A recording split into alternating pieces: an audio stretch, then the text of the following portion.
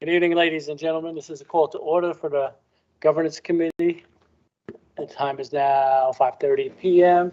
In attendance is myself, live in person. I have Mr. Joe Lombard right behind me. Yes, evening, Joe. Also in attendance is online board member Albert Brennahan, and in person, Dr. Karen Baldwin, and support staff in person and online. Thank you. The first item on the agenda is the approval of minutes dated June 29th, 2022. Do I have a motion to approve? So moved. And I'll second that. Any discussion? No, I wasn't in attendance. Okay, so all in favor? Aye. Opposed? Abstentions? Abstain. Motion carries. Next item up on the agenda is committee goals and objectives. I took the liberty to prepare a little something. Feel free to weigh in after I'm done. The Governance Committee for the year of 2023 will seek to meet regularly to review and update bylaws, policies, regulations. We will review these items in the order that they appear unless other more pressing items are brought to the committee by the superintendent or referred by the board. As the committee has been neglected for the last few years, the committee will endeavor to operate in an efficient manner to update the policies and procedures, some of which have not been looked at in decades. So, and to that effect, I think we got to be very deliberative in how we behave on this committee. There's going to be times where we have a 2-1 vote. Nothing may be unanimous. Everything might be unanimous. It's hard to tell. But in my experience on the board, I've seen policies take 1.5 years to get approved. I want to avoid that. So our magic number should be 5. Because we definitely need to look at all these policies, dust them off, and become more efficient operating board. We got 19,000 some odd students, a couple of thousand staff, and these policies need to be looked at. So any comments or additions or subtractions from the goals and objectives, Mr. Lombard? I concur. And Dr. Baldwin, do you have any suggestions or? Raised a very good point about how old some of these policies are, and so I would taking a look at legislative updates and prioritizing policy that aligns with revised state legislation. I think making sure that the district has policy that aligns with current state statute should be a priority, as well as some of the other areas that you addressed. Absolutely, and maybe hearing that, it makes sense.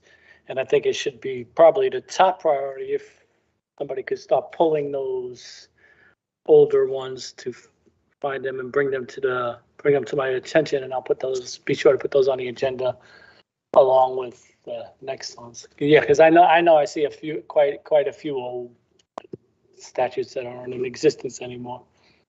Thank you for that, Dr. Baldwin. Okay, now next item on the agenda is discussion and possible action on a field trip policy 6201, 6201-A.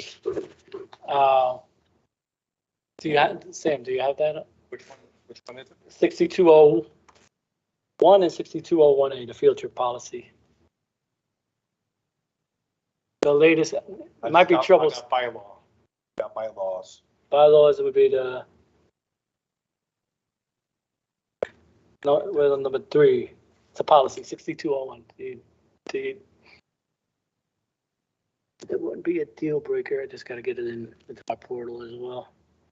And there's a couple of iterations. I don't know which the very last one is the one we should be looking at.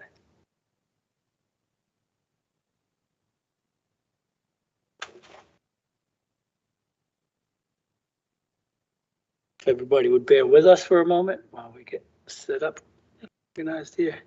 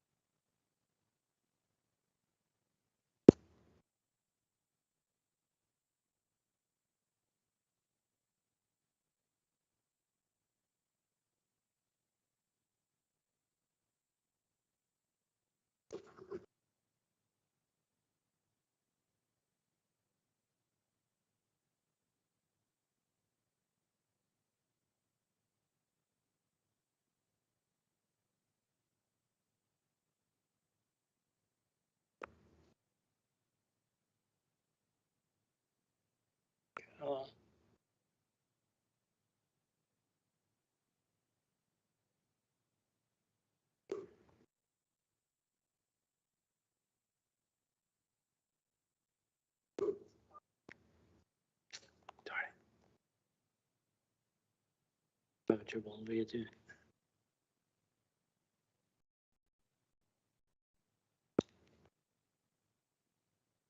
Okay, good.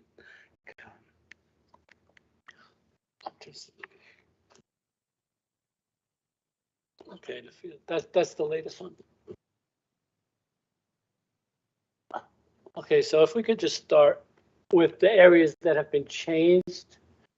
But I do want to look at E because we had discussed a little bit. I don't know if Superintendent Testani followed up on this or not. There was some discussion about possibly allowing amusement parks and water parks. And we were supposed to be looking to legal to discuss. I don't know if you remember this, Mr. Lombard, to discuss if that would give us any more legal liability. Or if at this, do you recall, Joe, Mr. Lombard? Well, what I remember about the conversation was that the trip was not to an amusement park for the purpose of being at an amusement park. It's just that the location of the educational opportunity was at an amusement park. So I don't know if that caused any problem that it said they couldn't go to one. Maybe it needs to be clarified. Right, yeah, but that, right, I'm sorry, good. Continue, I apologize. I was just saying, I don't recall what next steps were at that point. Right, yeah, from my recollection is, that's the reason we added the social emotional learning portion in there, was to avoid some of that in the future.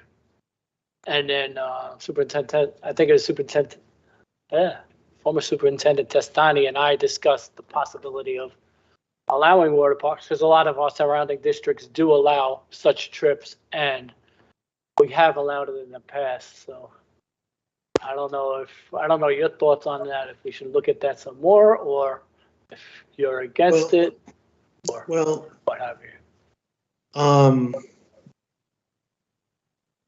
Yeah, I mean, it would, so in other words, there would not necessarily have to be an academic or social emotional reason. It would just be purely recreational in that case. Right. Well, social emotive recreation could be directly linked to social emotional. I mean, because these kids, I see it as personally, in this instance, kids been cooped up for 2 years dealing with the COVID pandemic. It would be a great social emotional release to go do something strictly fun with their peer students. Mm-hmm. Yeah, my own personal experience, I don't recall if I ever went to an amusement park, but I did things that were kind of just for fun. I remember some trips growing up. So if we didn't specify that they could not go, I guess it would be on the table if it was justified, under that addition, that social emotional learning experience. So right. So you're proposing that we ask if the board would be comfortable with removing that line? Correct. Right. And it makes no sense to go to the board if you're not in agreement with it, because it's already one vote down. So this is like the test case to bring it. Yeah, no, I understand. Do we have any input from people at the building level, their thoughts about this? Because I say that because I remembered this conversation when it was happening, just seeing some of the expressions and and reactions of some of the executive staff on this area, and people seem to be in agreement that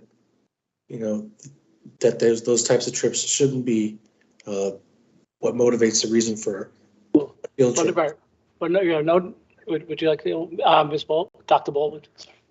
Yes, thank you. I think, Mr. Sokolovic, you raise a good point about the social emotional learning opportunities that are available for children when they go to, whether it's a YMCA facility or an amusement park of some nature as part of maybe an end of year celebration for 5th grade or 8th grade, or connected to a music program where they're participating at the Big E, but they're also going to have access to vendors and food and potentially a ride. I think that from an equity standpoint, it's unusual, in my experience, to have a district prohibit amusement parks or activities of that nature. I think water parks take on a level of liability that we could work with corporation and city council on. But I think in terms of what we're trying to accomplish for social emotional learning, human growth and development, building skills, personal responsibility, opening up children's eyes beyond our city, I think that it has real value to remove that limitation. And, I understand your point. Mr. Lombard, I Oh, you understand might- your point 100%, and this is gonna sound weird, but just hear it through, especially staff that might be listening. Staff's concerns on this issue is really moot, because if a staff or a building principal is not comfortable with the trip, they could deny it at the building level without coming up to the board. Does that make sense, Joe? I mean, Mr. Lombard, sorry. That's all right. Yeah, I mean, you may recall that I was actually in favor of them being able to participate with the rides and other amusements. So it's not that this is out of left field for me. So yeah, I think if we have, especially what Dr. Baldwin, the way she presented it, if we present it in that way to the full board, it may be something that the board would consider. So I'm comfortable with, striking that and seeing where it goes. Also, so I'll consider a motion to strike that sentence from the, I'm gonna do it step by step so we don't lose track. Motion to strike that line from the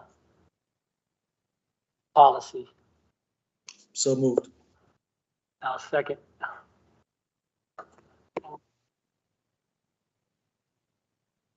Sorry, this is a little hard to keep turning around. Yeah, can we go to the first? Wait, do you want to vote on that, or? Oh, we did not vote? No. All in favor? Aye. Aye. Motion carries. The change should be made. Thank you. Can we scroll down to the first part in red that has been changed?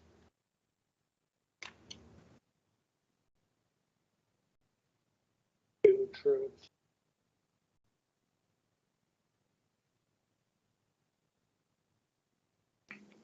You see, next. It's way down. Did I just hear Mr. Macaroon? No, not yet.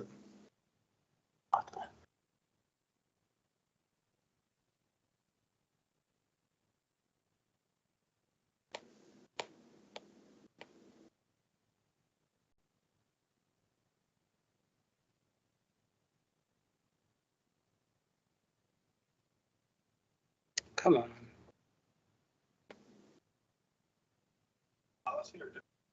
It's the same policy. It should be, what was it in? Well, we were just on 201 or 201A? I'm having trouble getting into mine, so.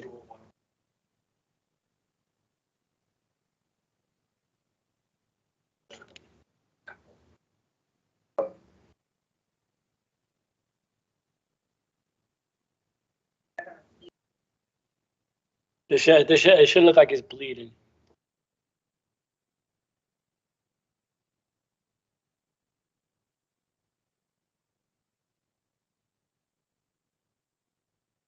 Okay, here we go. Packets.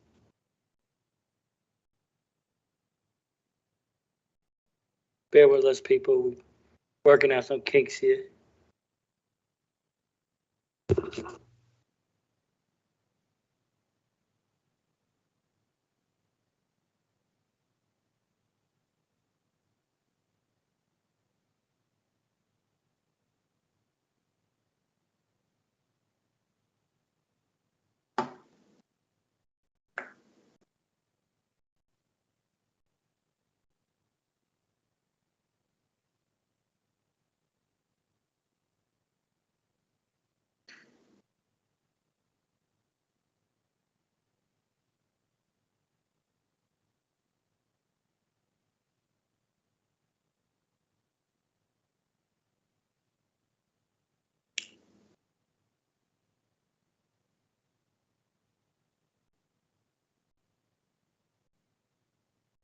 Mr. Sokolovic,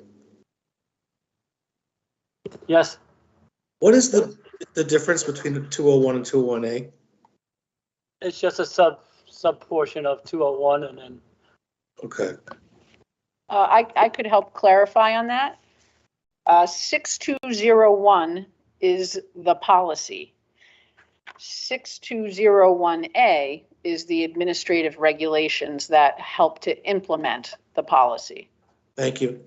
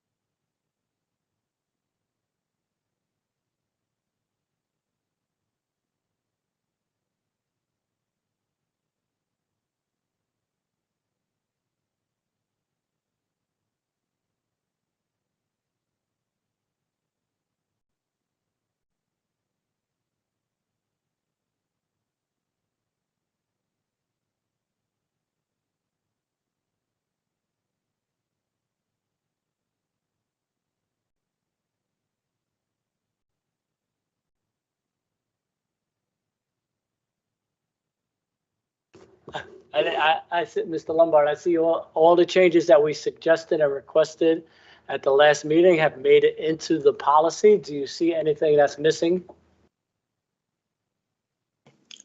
No, I do not. Mr. Sokolovic, could Dr. I Bailey, yeah. share with you, could we go down again to that approval process and the requirements there? Letter E, out-of-state day field trips. I noticed, as you suggested, that those trips don't require board approval. I think that's wise and helpful. 30 days is a lot of advanced notice for some of our trips. I will give you examples where I've denied some field trip requests from Central, Harding, and Bassick for today's students, tomorrow's teachers, a great organization that helps engage our students in thinking about a career in education. But they were going to Mercy, a college right in sort of Westchester County, so over the border, but it is out of state. And based on the work that their advisor was doing and contacting the college to arrange for a trip for students, the advisor didn't meet the 30-day window. And so I'm wondering if the board would contemplate looking at out-of-state day field trips with less than 30 days, maybe considering keeping it at the 10 days. Clearly, the overnight and the foreign travel absolutely needs a much more rigorous and approval process and timelines to be met. But the 30 days is difficult, even when they're doing a really good job of organizing and collecting field trip permission slips and arranging buses. 30 days is 6 school weeks ahead. And just in the life of day-to-day operations in some of our large high schools, that's a lot for an advisor or a school counselor to plan that far ahead. Some things can get planned that far ahead, others really can't. But I think this field trip policy and the regulations, I think they're really tight. I think they accomplish the board's goals in terms of safety and accountability and making sure steps are being followed. I think that is strong and well articulated here. I think from an equity standpoint, we might be hurting our students by putting that 30-day limitation on out of state for a day. You can certainly go to Massachusetts in a day. You can go to New York City in a day. Most of those trips might plan well in advance, but I've experienced just this fall, I've denied four trips because they don't fall within the 30 days. Yeah, thank you. I remember there was some discussion at the committee level. I'll let the record reflect Mr. Albert Benahan is here in person. Thank you for coming. Yeah, there was some debate about that at the committee level. I don't recall the rationale why the 30 days for the out-of-state field trips was left on, but it would make sense to align it with, because basically the out-of-state day field trips are basically word for word the same as the local day field trips, with the exception of school principal, supervisor, and the 10 days. So we do have an extra level of supervision to look at it, but we also got an extra time period. Mr. Lombard, do you have any thoughts on that? Yeah, kind of along what you're saying, I'm wondering what are some of the things that need to be attended to, if any, that are different when you're dealing with crossing a state line. Is there anything that has to be done on the board side or on our side in general that's additional whenever a state line is crossed? And if there's not, I don't see what the difference is. A one-day field trip either way. But maybe I'm trying to think of why that came about in the first place. If there's something, other layers that have to be attended to. Do you know? I think so. If I recall, there's something in the further down in the policy where, is that the last of it? Or back up, maybe? Unusual precautions and all out-of-state travel. Yeah. Yeah. For some reason, the regulations require all out-of-state travel.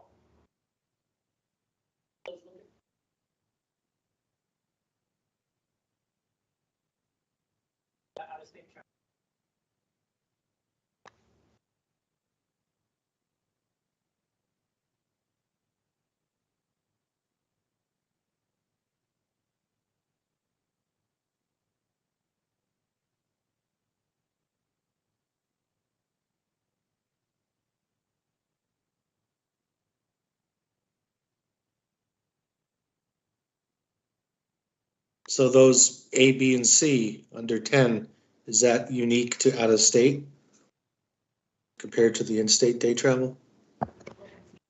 No, those are all the A, B, and C as listed under 10 are the same steps that we ask principals to take when they're doing local and in-state trips. We have to receive all of that and collect their work and make sure we have a copy of it on file. Yeah. So from my opinion, then if there's no difference in legwork or things that have to be done, I don't really see the difference. I would, I would support bringing it down to the same number of days. As well, let's hear from Mr. Bennett. Mr. Bennett, any comments? Yes, thank you, Mr. Chair, and I'm very glad you're back. I'm very glad you're doing this committee. We on time. Very happy you running this meeting.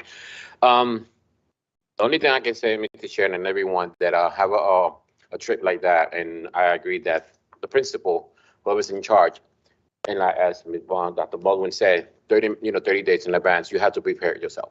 You have to prepare yourself to be sure you have everything, because in last moment, always something happen.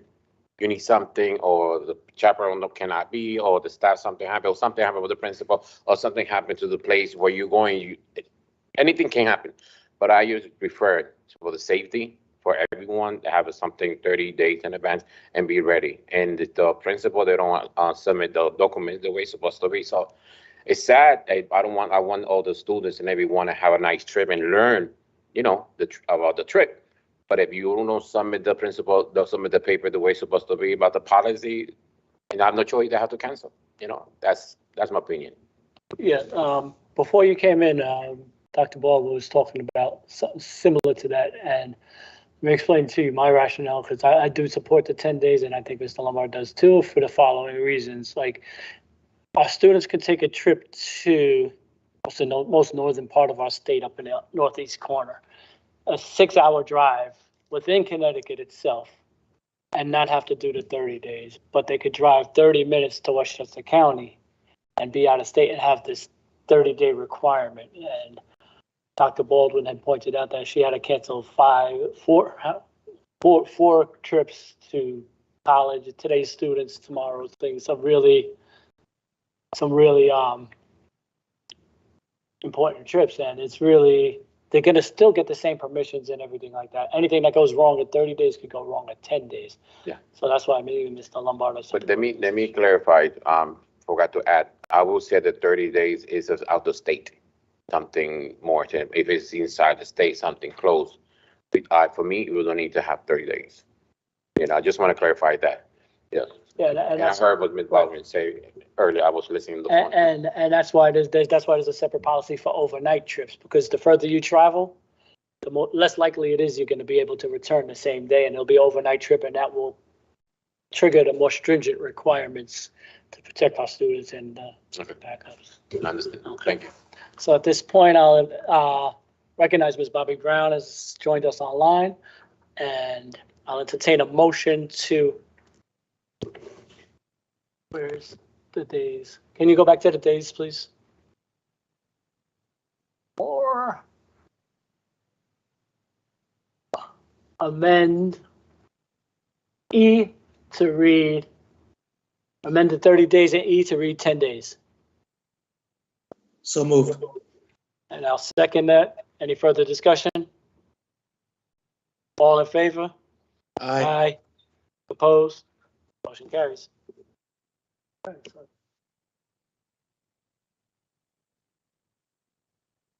Now we come to the end of the document. If anybody sees anything else that would need to be edited or moved to the full board, I don't know. Do we want to bounce anything off of legal in regards to the amusement parks? Do you think that's wise, Dr. Baldwin? I think running, maybe once the board goes through and has this edited policy, I could share it with Bertram and Moses and ask them specifically about amusement parks. If, do we want language to address that? Do they have any guidance for us around how to handle a submission that comes through for a field trip to an amusement park? But I think if we edit this policy as the board sees fit, and then I share it with Bertram and Moses, that might be an appropriate next step. Yeah, the thing is, I think it should before the board, because this is like the final iteration. It's been done to death in front of the board, and this is like, if we get the okay that we could do any minor revisions at the board level, because everybody on the board has had input on this, or at least five people or whatever, because our magic number is gonna be five. We're never gonna please everybody in its entirely. Sometimes we might, which would be great, but if we shoot for that in the policy realm, we're never gonna get anything done. So, Mr. Chair, yes, sir. Mr. Lombard. I don't think having that prohibition specifying it is a requirement in a field trip policy. So not having it there shouldn't be an issue either, but it's just not there. But I think that what would be important and what Ms. Baldwin had mentioned is that how will we address any possible field trip requests to an amusement park, that we have that ready to go. So because I just, like when she was explaining other districts, this specific prohibition is not something that's necessarily always there. So for that reason, I think not having it there wouldn't be a problem either. So as far as having to seek counsel on it first, I don't believe it would be necessary. Also, I definitely agree. Just trying to anticipate what's going to happen in front of the full board.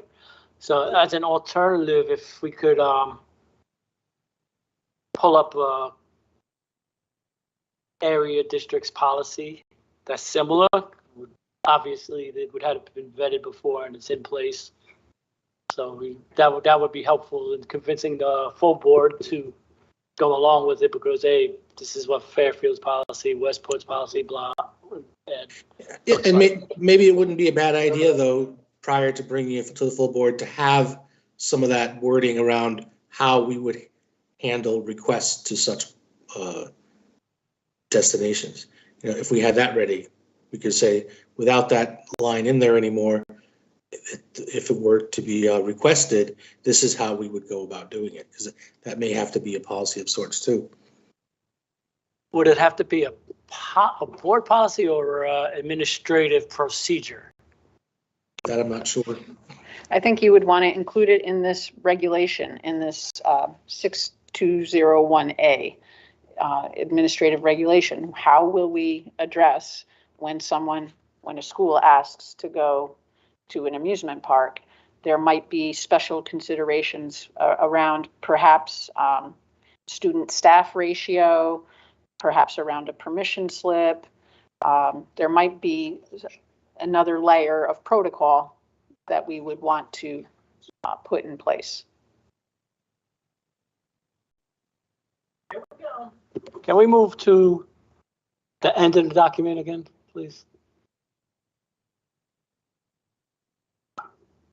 Okay, let's look at the trip insurance, because that might be relevant for amusement parks, like some sort of liability insurance. Was I don't know, just throwing that out there. I'm not sure about the amusement park. It certainly is relevant when we work with outside agencies to help us with foreign travel, going overseas, going to Europe or Russia. That certainly we work with other tour groups to make sure that there's travel insurance available for students should the trip be canceled. So that's usually a consideration we make with the vendor, with the tour company.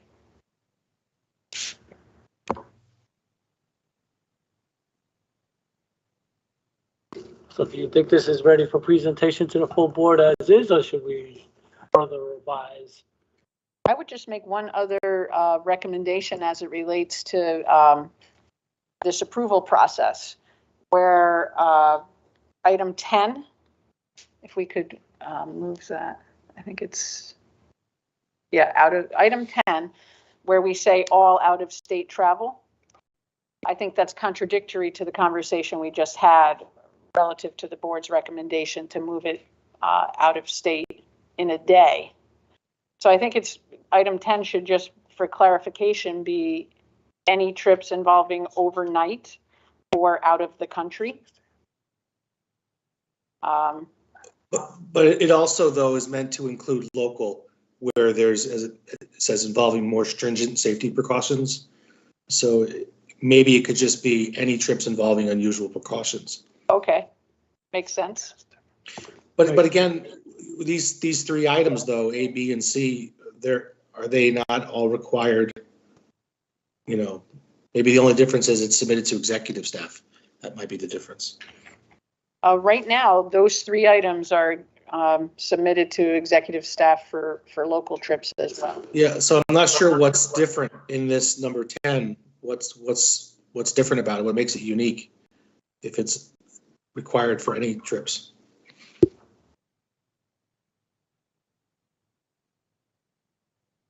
I'm not certain of the history, the origin of number 10. I'm not sure what prompted that. I'm sure there is something that the board was, trying to address or guard against.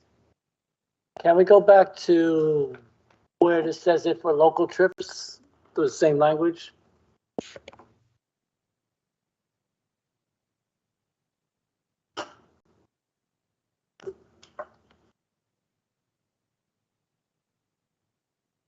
All trips, staff to student ratio.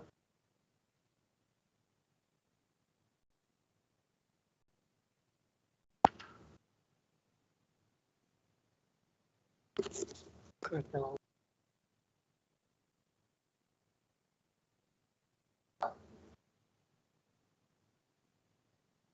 Be addressing for evaluation.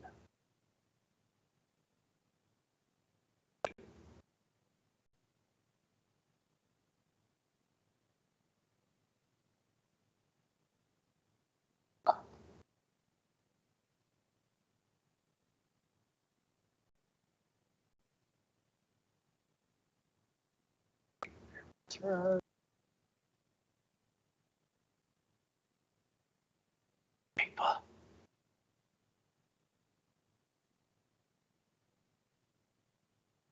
Yes, no, I don't see the same language yet. Scroll down a little more, maybe it's coming up. Certain types of activities, type of transportation opportunity.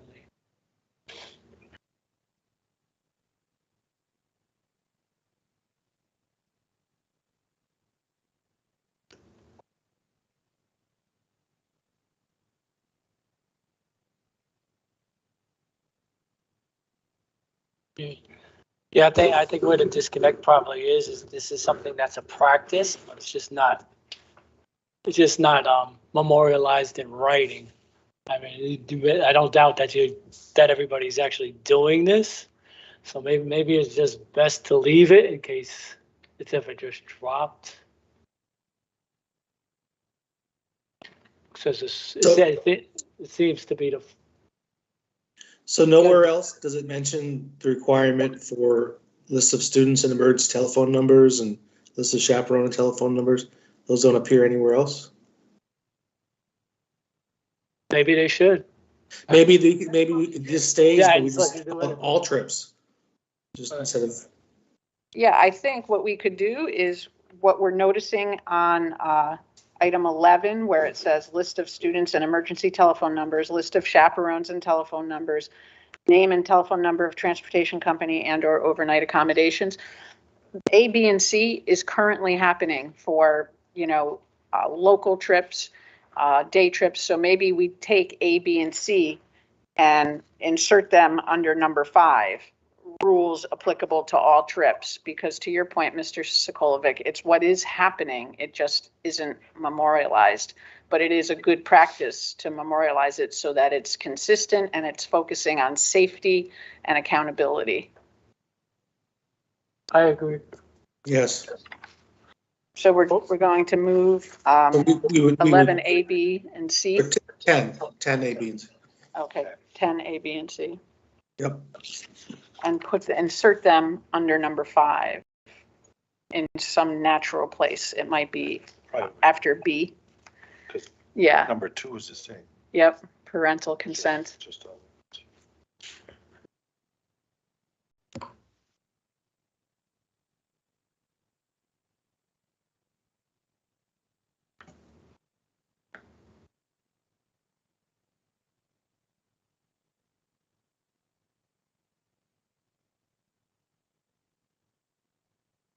Or maybe after it all with 5.1.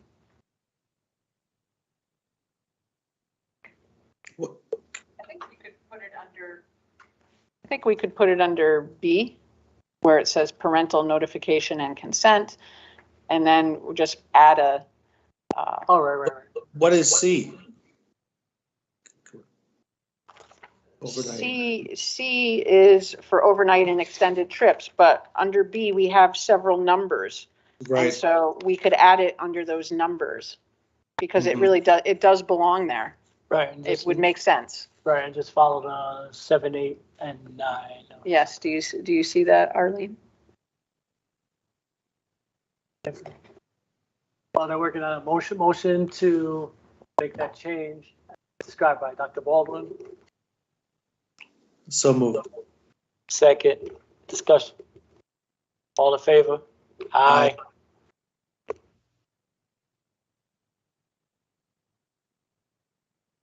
You can remove the examples. It's not necessary.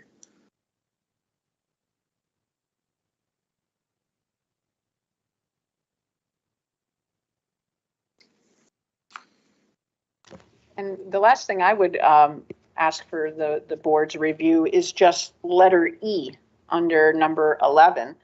I think we want to be really clear that overnight trips require approval, as do trips out of the country.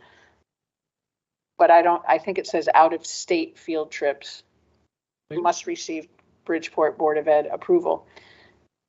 Is this further down or is this? Yes, this is the very last item on, it's the very last item on the regulation. Okay. If you go all the way down to 6. Could you repeat that, please, Dr. Baldwin? Okay, mine has number 11. What I have Yeah, on we the don't have policy, okay, maybe it's been changed. The policy that I have has, after the examples, it has letter E, overnight / out of state field trips must receive Bridgeport Board of Education approval. And Yes. I think we want to be really clear, overnight and out of country do. Yes. And that change was made. Okay, Overnight field trips, as you can see it. okay. In F and G, there was 3 versions. But that's been addressed. I see the confusion, Dr. Baldwin. I'm looking at that one now too. Right, yeah, there's a second one. There's, gotta go through all of them. Yep. Is there anything else that we can see?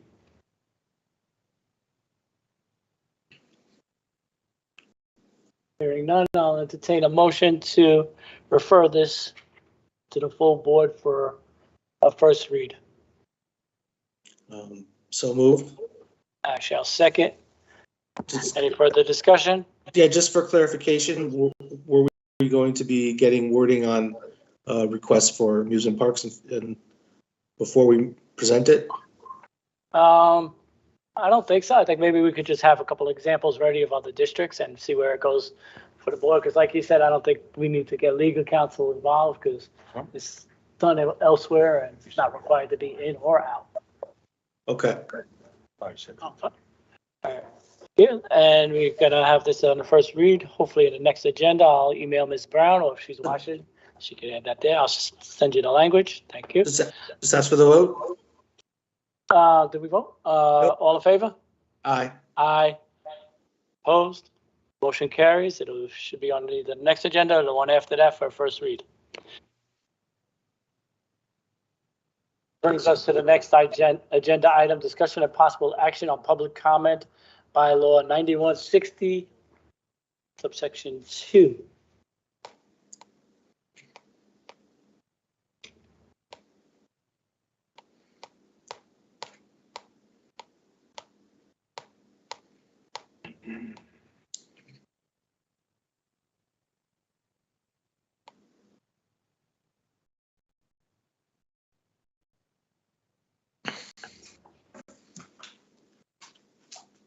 That would be meeting conduct.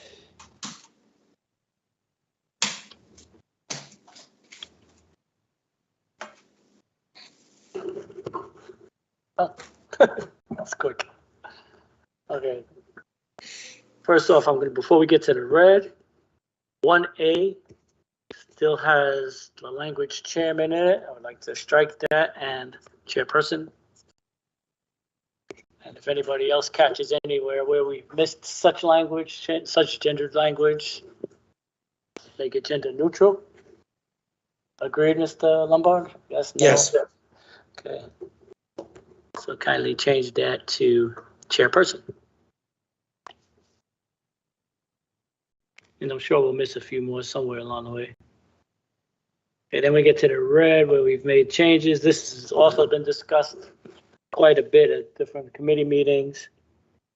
2 minutes allowed to each speaker. Yeah, I'm just gonna ask step by step if everything is as remembered, and then when we're finished, we'll see if anything else needs to be changed. Under A1, for an unlimited number of speakers, once 15 speakers have provided testimony, public speaker will be suspended for the purpose of addressing the rest of the agenda. Once the agenda has been completed, public speaking will resume for all remaining speakers before the meeting is adjourned. Is this as remembered, Mr. Lombard? Yes, it is. Okay, and that's how I remember it as well. Mr. Bennett, were you present at these? Yeah. This is as you remember it? Yeah. Okay, and no changes were made to 2 or 3. Chairperson. All speakers must identify themselves by name, number 4, along with the topic to be addressed. Failure to provide this information may result in the speaker being declined the opportunity to speak. As remembered? I actually don't recall either way, but it looks right to me. Yeah, me too. I remember. You're good. Okay, so number 5. Only Bridgeport residents, district employees. Okay, that's no changes there. I'm just gonna give a quick glance. Good. 6 was totally struck. And then new language inserted. The new language reads, the board will not permit abusive remarks from any member of the public during public comments. To protect the impartiality of the board will not hear public comment that involves a complaint about a Board of Education personnel, students, personnel action, a student disciplinary matter, or pending litigation. Anyone who has a complaint or grievance regarding a specific employee may take it up with the superintendent. If anyone violates this policy, the privilege to address the Board of Education may be suspended. I don't see that. Where do you read that? Because I don't see it either. Okay, are we on the same packet? I'm looking, Packets, what is on the board right now? Okay, so In number 6. what page are you? Let me see what page I'm on. Hold on. What page is that, Sam? Go up. 6. You're page 6. Go to. No. Go on the top. What page are you on? 20. This page 25. I forgot. You just went 1. Lost you on 6. Yeah, Go to page 25, please. Yes. we never discussed that one, page 20. Because what happens is there's a couple of different versions. I believe they included each version that we put in here. We're discussing number 6. Yes.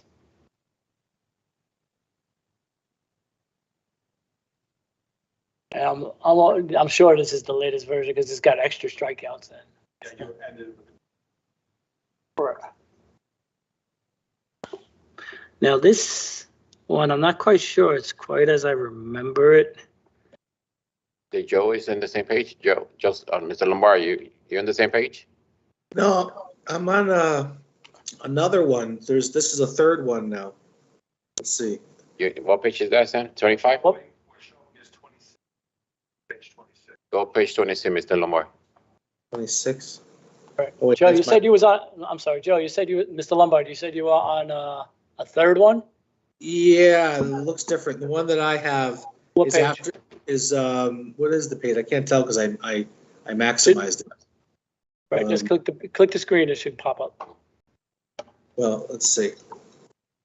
It's not. It's not pop. It's for me, it's the very last hold on. Maybe I could find it.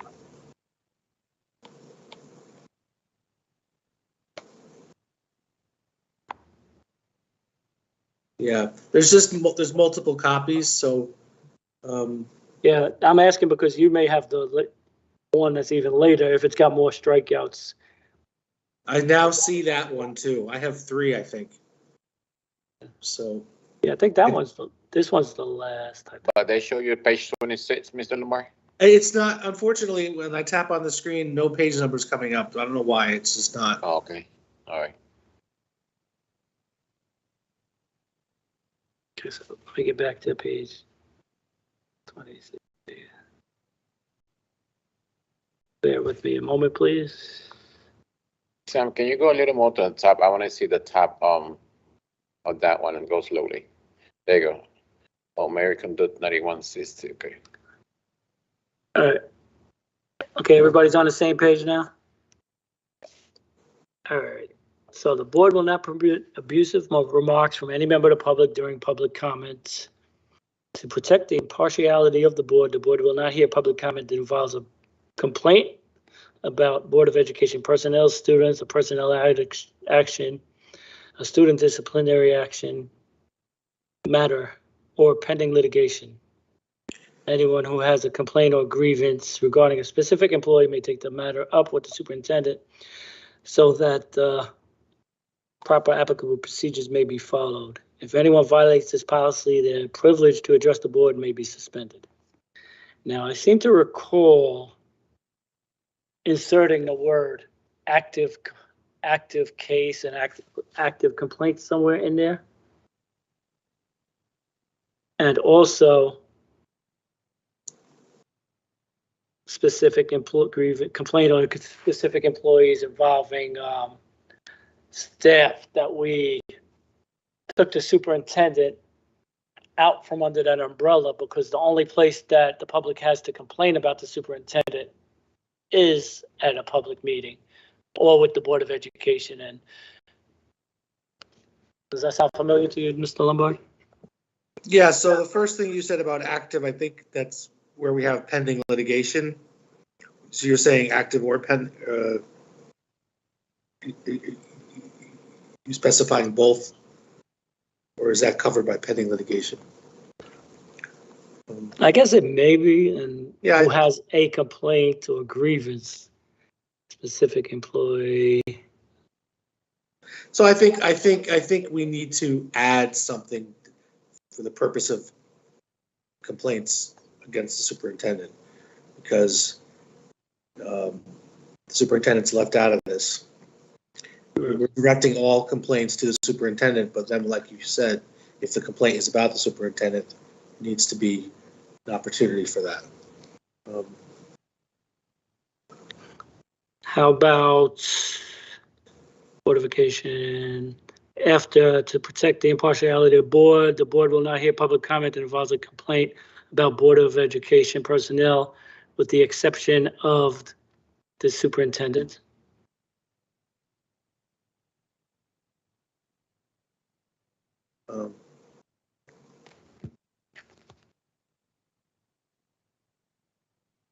I'm trying to think how it could flow well. And just another comma. Or what you call, I'm not the best grammarian, whatever or those, what do you call those things? Brackets? Or Oh, parentheses. parentheses. Yes.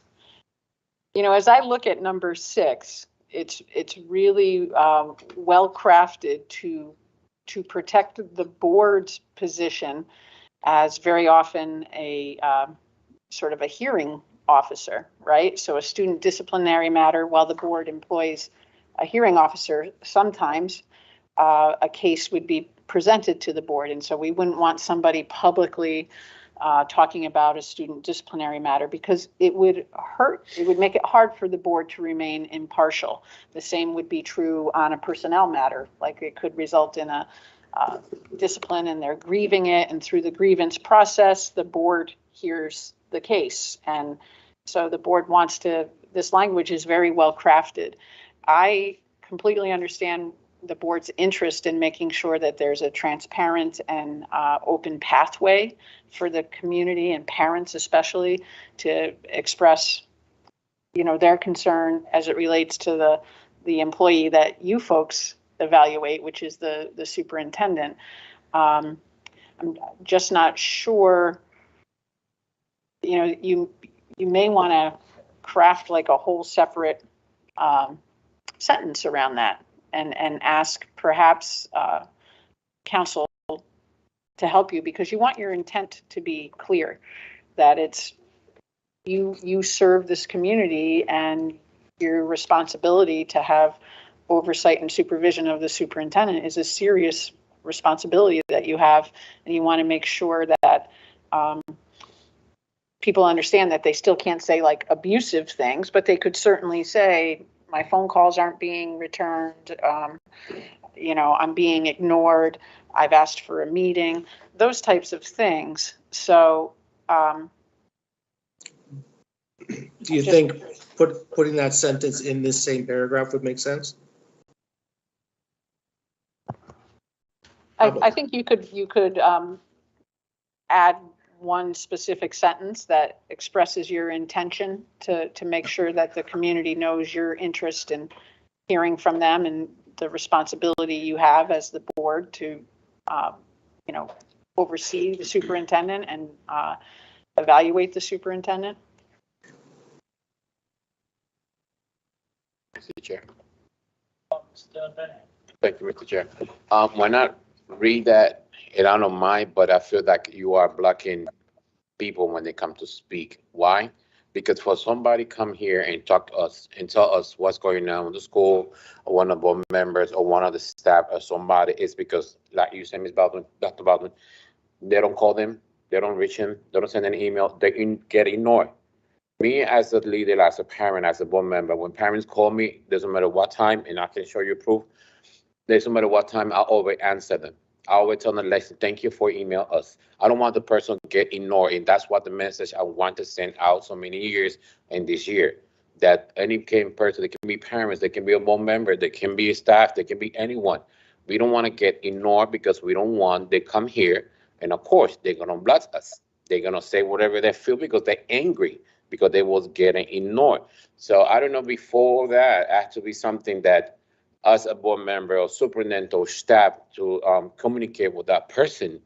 They will complain about anything with the situation, so the person that I can ignore, and we don't come to the public comments and say whatever how to feel. So, Mr. Chair, I would, prefer to have something that be sure whoever make a issue or complaint or something, they're not being ignored, and they can resolve the situation before they come to us. Okay. So what would be the suggested sentence around the superintendent?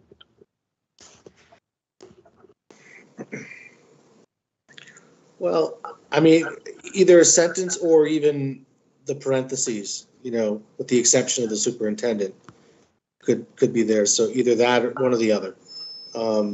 If it were a separate sentence, I think it would need to come after, where it says Board of Education personnel, students, personnel action, all the way to pending litigation, and then say something like, grievances or something, complaints or grievances about the superintendent may be brought to public comment, or just spelling it out, that they giving that green light. Right. I think the parentheses might be cleanest. Yeah. At this point. I think it works. And I also think we should say something further down where it says anyone who has a complaint or grievance regarding a specific employee, which includes the superintendent, may take the matter up with the superintendent. So I think, we could say, so that proper and applicable procedures may be followed. Complaints against superintendent can be brought to the board or something, or maybe parentheses again regarding a specific employee, parentheses other than the superintendent. I don't know. I think it needs to be addressed in both places. Thank you. Mr. Bennett. Thank you, Mr. Chair. Question, do we have a form about how to fill up something if we have any issue or complaint? They can be a board member, they can be a staff, they can be a superintendent, a form they can fill up that any school have. Listen, you have this issue, fill out this form. They will send it email to the superintendent school, and from there, at least they have a proof. Something like that person not getting ignored, like if something's working. Do we have something like that? Because I know the PAC and PTSO, and there's a part we got a form where one is about complaining about something. I know we have that. So I'm asking, do we have something like that? You don't know? For us, I don't think so, but I think probably on the staff level, they probably got some grievance forms and. I will take a look. I understand what you're asking. I have not seen one, but it doesn't mean that one doesn't exist. So I'll look to see if there's some sort of complaint type form. Possibly, Yeah, the second part doesn't need to be specifically addressed. If we just put it, like you're saying, in the parentheses there, it's implicit. So, Yeah, I think so. Yeah, I think less is more in that case, Mr. Lombard. yeah. I think you may be correct. But I do have okay, can we just put that into the parentheses, the exception of the superintendent? So that would be before the comma. So about Board of Education personnel, parentheses, with the exception of the superintendent, parentheses, comma. So it would be right in that same part. Correct. Okay, can you tell me where you're at? We're still in number 6, Mr. Benet. We're just adding. Okay, the same one? We are on the board? Yeah. Okay. Yeah, it was right here. Okay. Personnel. It's gonna go right Personnel, okay, student, okay, got it. There's a- Thank you. You're welcome. And I would like to propose adding a sentence after, if anybody violates the policy, they're privileged to address the Board of Education may be suspended by a majority vote of the Board of Education. Because as it is, this leaves it totally up to the chair, and if somebody happens to insult the chair, and the chair takes severe umbrage and restricts that person's right to speak, and the rest of the board disagrees with it, I think that's could be a little check and balance. Because obviously if somebody comes up here and starts saying F you to the chair and all that, we will all, of course, vote to suspend that member's privilege, that person's privilege to speak. But if somebody comes to the microphone and says to the chair, I think you're a poor chair, you're violating these rules and this and that, and they get loud and boisterous, it leaves a lot to interpretation of the chair. And to have that power wielded unchecked can lead to problems in the future. Now, keep in mind that the policies we're making are not for our current chair, not for our current personnel. These policies are going to live beyond us. So we're not writing for one specific person. And that's a problem with some of the policies. Some of our bylaws were written with specificity for one person in mind, and it created a lot of problems down in the future. If those of you who are here around then will recognize what I'm talking about, but we're crafting it for everybody in the future, not one person. If I'm trying to check a power of the chair, it's not the current chair, it's a future chair who may become out of line. Make sense? Okay, so how about the language?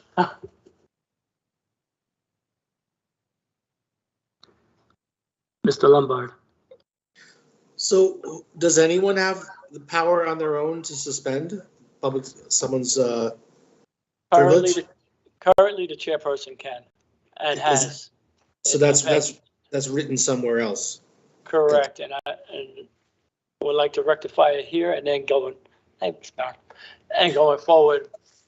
We're going to come. I think might be coming chairpersons. But if we take care of it here, it's an extra layer in the meantime. Not that I'm concerned about our current chair saying you can't speak, getting enough feelings hurt and not. So it's going forward in the future, but I agree with the thought behind it. I just want to make sure it's not contradicting something somewhere else. And this is going to become, if we look at it like that, we're going to have a chicken and egg situation where we're constantly circling back and forth. We got to change. After this, I'm taking things in linear order. Okay. These two have been on the table for, I think, close to a year now. Yes. Okay. And once we get past these, it should be pretty quick going down as long as it's not some big contentious issues, which I could foresee one or two of them maybe possibly having a bit of back and forth for a while, but that's the intentions going forward. So what do you think in the meanwhile, just inserting that language, and then when we come across the next language? Yeah, Correct for that. I think that's good. Okay, so kindly insert after their privilege to address the Board of Education may be suspended upon a majority vote of the Board of Education. Yeah, that's fine.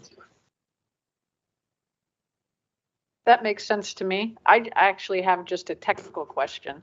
Are you folks updating the document? Because we have just PDFs and they're not writable?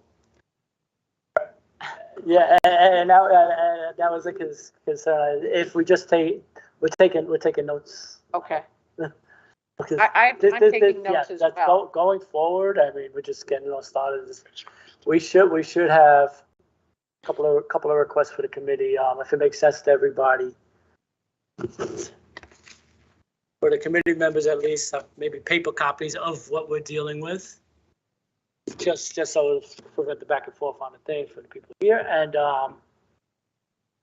for whoever's taking notes and making the changes, just have maybe in front of them the draftable document, because can't do that because it could be edited in real time, but I would suggest taking notes, because as you can see, we've said one thing in this meeting and then went back a little bit and changed it and back and forth. We don't want to keep changing it back and forth. And plus, then with the time and intense pressure, might end up erasing something that wasn't intended. So if you just take notes, like, or maybe even asterisk it in the document and then have the note to insert later. Does that make sense? Yes, and I think your recommendation that we work from some hard copies and take notes, while it's maybe not as tech savvy, I think it will work certainly for the time being.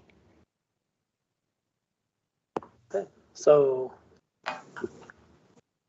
that language is, okay, so the last thing is B, special meetings. Where to go?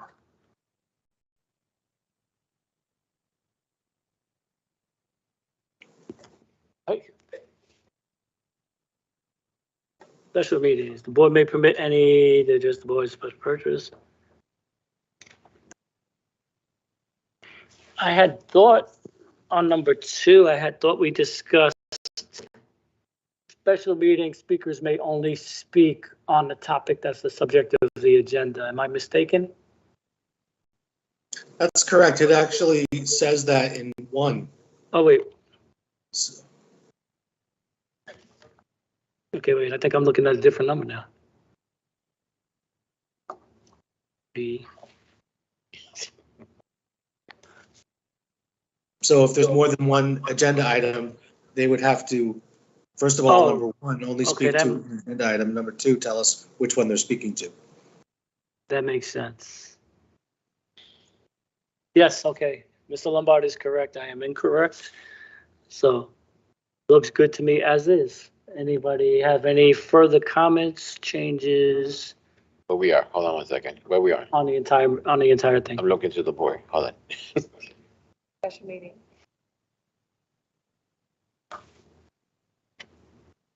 Special meeting? Yeah. Oh.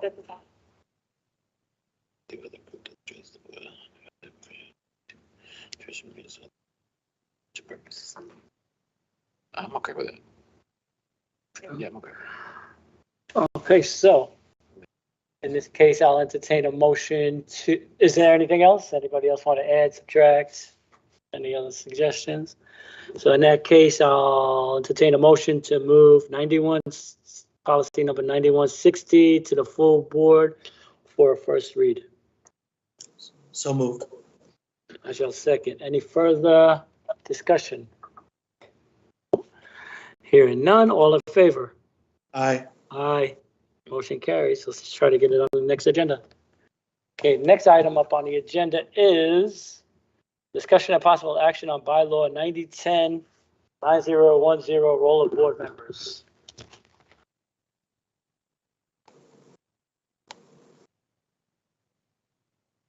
Sorry. Wait a minute.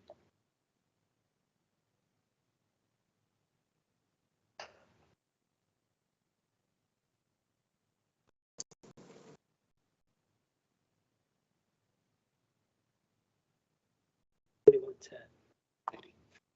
90-10. That's 91. Okay. And this one should be relatively easy, because a lot of this is, wait, code of conduct. That was right. Okay, wait. That was right. 9110. That was 91. That was 9110? It's Oh, 9010. 90. 9010. That was 91. 9010. Okay, so wait, why am I? Okay, so, okay, this was, what page is it on? If anybody could tell me, that would be helpful. I mean, on the actual page, it says 6 of 31. I think that's on page 3. I believe it's in page 3, almost on the top. Page 3.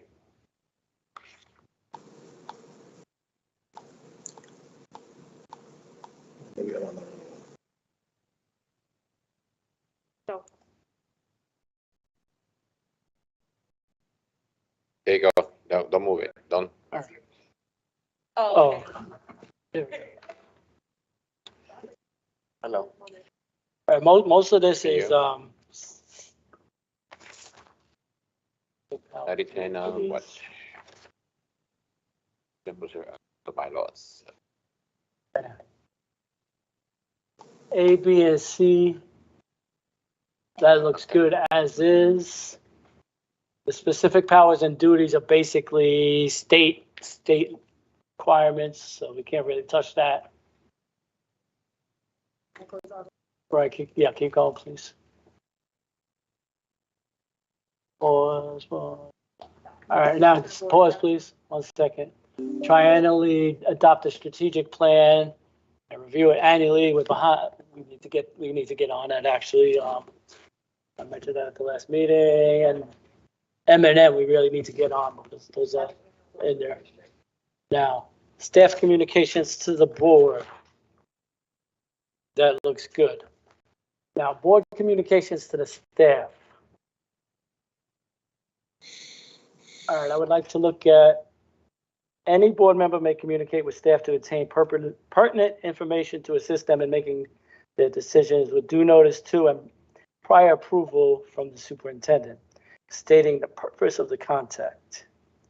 I've never been happy with this bylaw from when it was changed, because as we reiterate, when we talk about changing something for the chair, changing from something from the superintendent is not directed at the current superintendent or the current chair. But when we have a chair or a superintendent who gets out of control and might become abusive with power, we need to find a way to check that within our board policies and bylaws. So, as I don't know any other firm, company, or otherwise where the supervisor has to ask permission from the employee for anything. Say that again. I don't know any firm, company where the supervisor has to ask permission of their employee. It's the other way around. They report to us. The way this is written. Excuse me. There's a meeting going on, please. Oh, I apologize. No worries, I thought no it was worries. Governor. I thought it was a central. I apologize. No worries. So yeah. We do not answer to a superintendent. The superintendent answers to us. So this language, I believe, needs to be changed. I mean, I don't mind giving notice, and the superintendent can tell staff members not to talk to us. But I inserted some suggested language here. The superintendent must not unreasonably withhold permission for staff to communicate with board members at a board member's request. And if done, the superintendent must put in writing the reason for denying such request. Thoughts?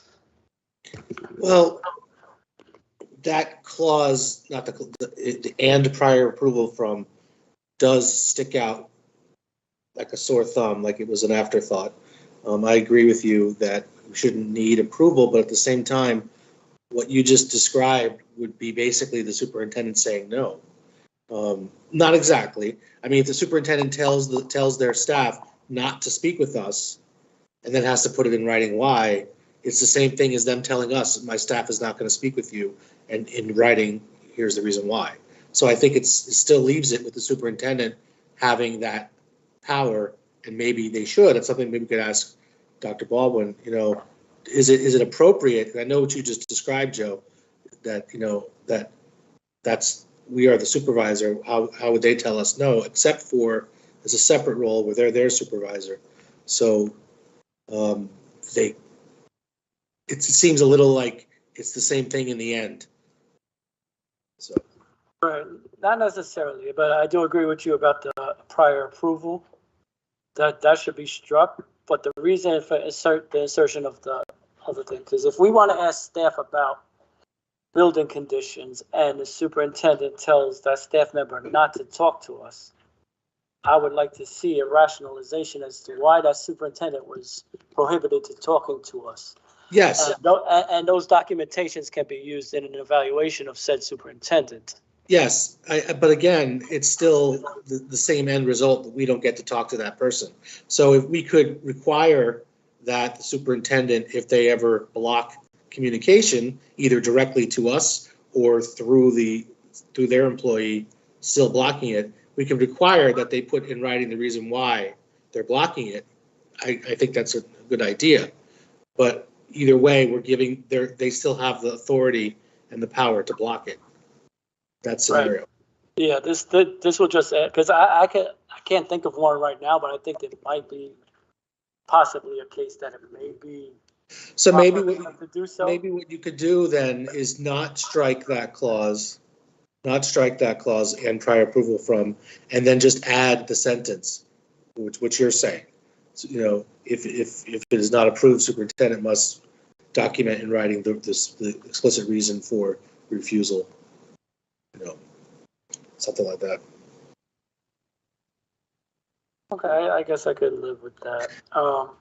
Unless, do you think that they should never be able to block it? That if they shouldn't be able to tell their employee, don't speak on this? That's what I was thinking what Ms. Baldwin would have to say about it. Yeah,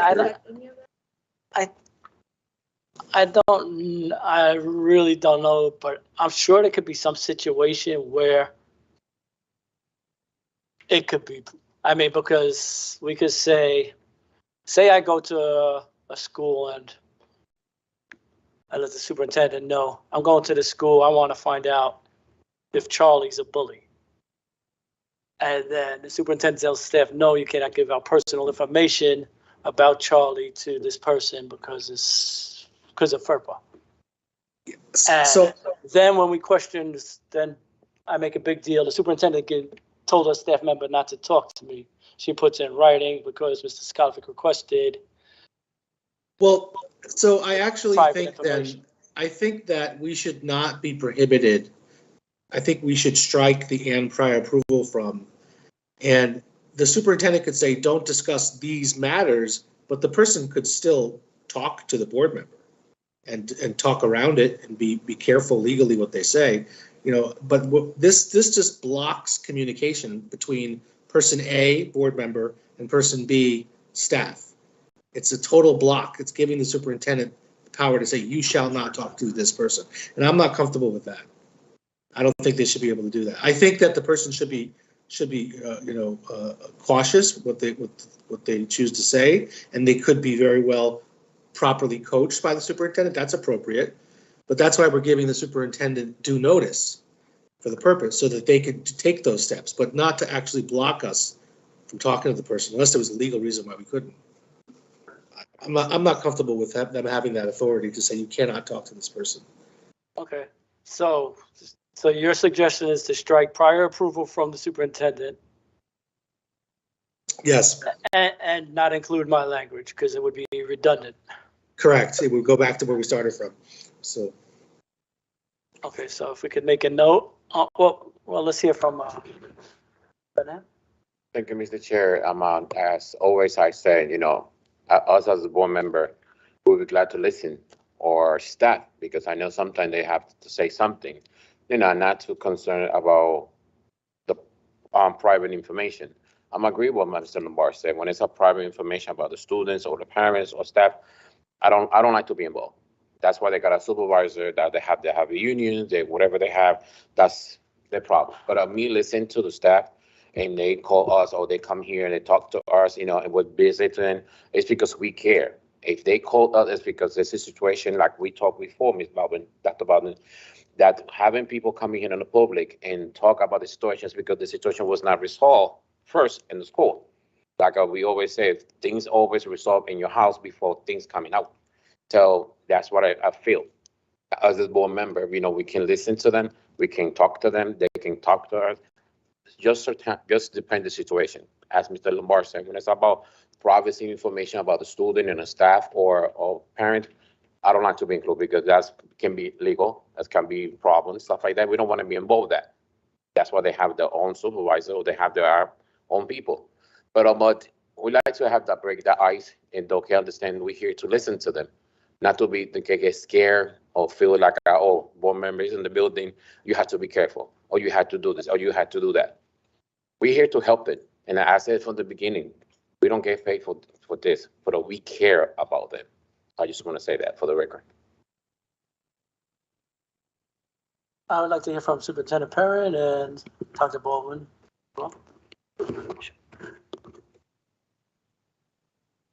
Just talking about striking the. Is a prior- microphone? Can you hear me? A little bit. Okay, sorry, I just have to hold it up to my mouth because I'm wearing a mask. We're talking about specifically in the language into prior approval from, correct? Just striking that piece and leaving the language the same. I Yes. think that would be fine. I don't have an issue with that. Because I just think one of the things that we really have to work on is making sure that people feel comfortable in communicating. And that's probably what the biggest issue is. That's what I've heard since I've been here, that there was not a comfort level being able to talk and communicate to board members because they felt like there would be some type of retaliation in regards to it. So that's what the issue really is when I hear and I talk to the union. That's what their concern is. You concur, Dr. Baldwin? I do concur, Mr. Sokolovic. Thank you. Yes, so that being said, take a motion to make that change. So moved. I'll second. All in favor? Aye. And the next thing that I would like to look at is 5, visit to schools. Same problem with the last sentence of the language. Again, we should not be asking our employee for permission to do anything. No disrespect to the current superintendent, but no firm anywhere requires the owners or the bosses to ask their charges if they're allowed to do something. Now, I'm fine with, I think it's okay to make the arrangement through the administrator, tell them you're coming, you don't want to disrupt their school building. I think that's perfectly fine. Thoughts?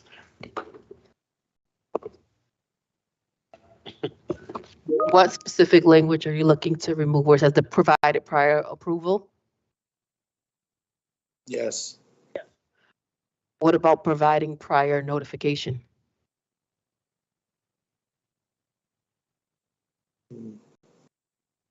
Should let it go, being communicative, we're gonna.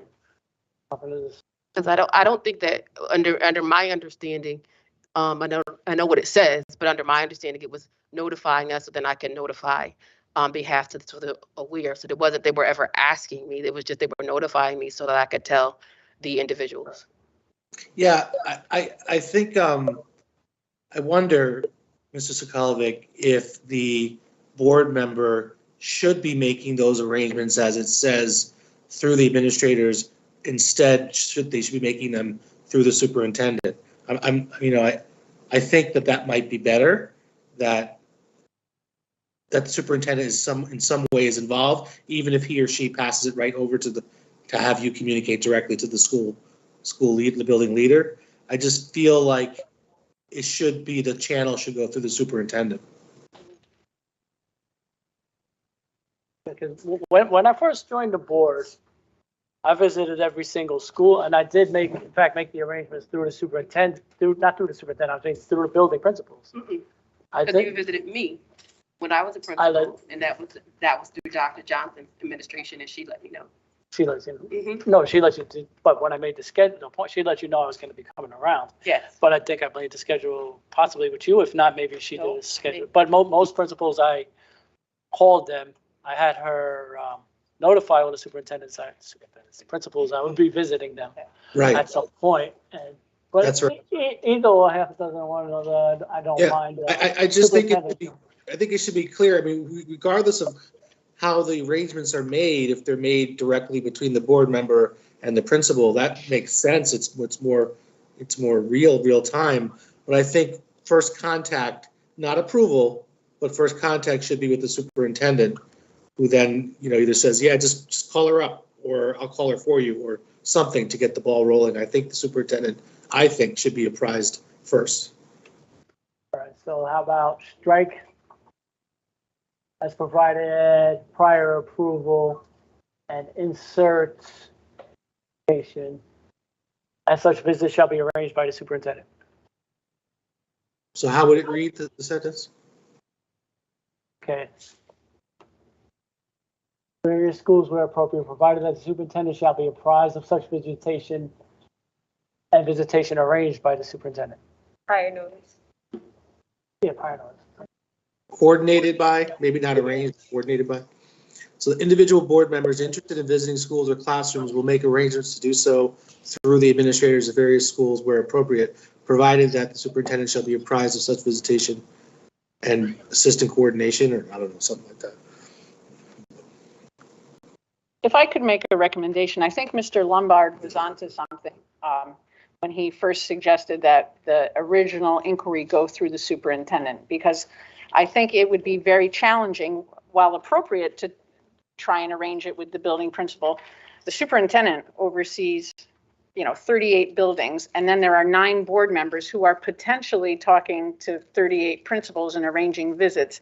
And so I think if it reads, individual board members interested in visiting schools or classrooms will make arrangements to do so through the superintendent, and the superintendent will coordinate such visitation with the building administration, or will inform the building administration.